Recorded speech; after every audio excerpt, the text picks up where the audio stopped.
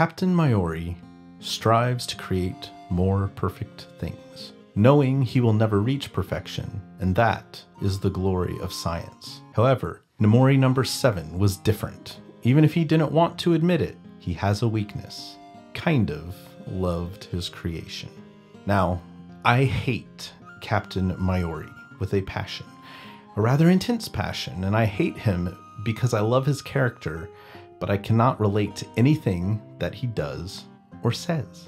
He's basically an empty being void of morality. He considers kind emotions as weaknesses and does everything out of a scientific mindset. He wants to know why this or that hurts a person. He wants to understand the inner workings and how the world works and to know the secrets of God. But with him, the only good is the perfection of science.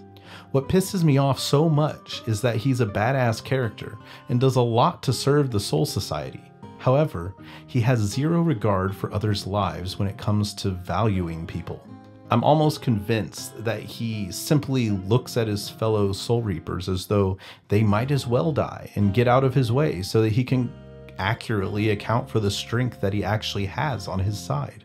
His growth arc isn't really an arc of growth. Rather, it's growth for us as the viewer to better understand his insanity.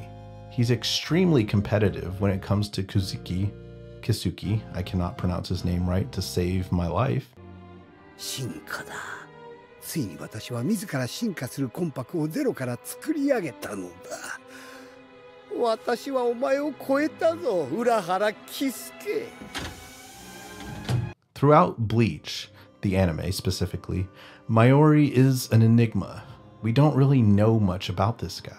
We know that he was considered the only dangerous prisoner in the nest of maggots who needed to be confined and chained to the wall. He left the prison to become the assistant to Kizuki Urahara, who was the current president of the Shinigami Research and Development Institute.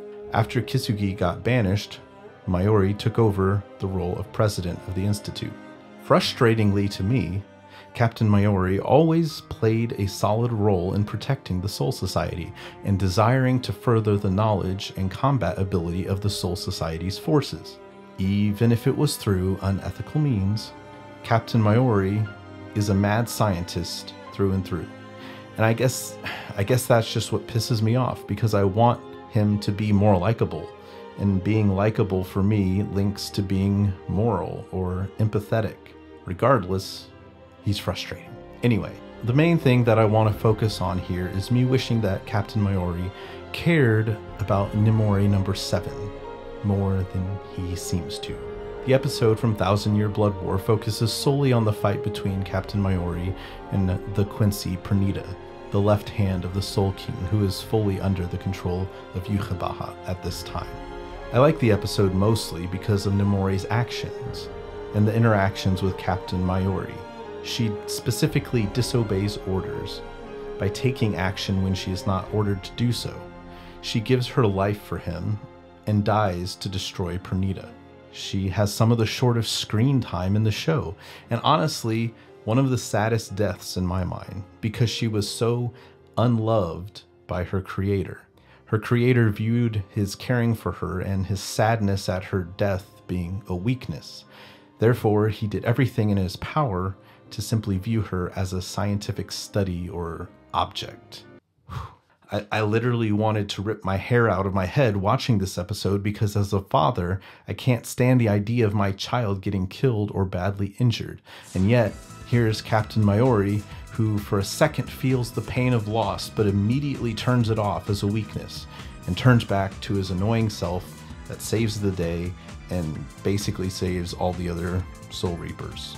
Captain Mayuri probably does more to protect the Soul Society than almost anyone else, yet he is still so unlikable.